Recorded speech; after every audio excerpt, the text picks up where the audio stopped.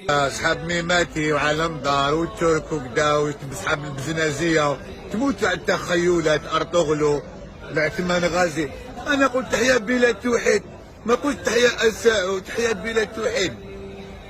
سعوديه مفويه تما الصحابه رضوان الله عليهم، الانبياء امهات المؤمنين نحبوا بلاد توحيد. ما كاش ضارح، غير العظماء مدفونين، ما كاش ضارح، ما كاش شرك.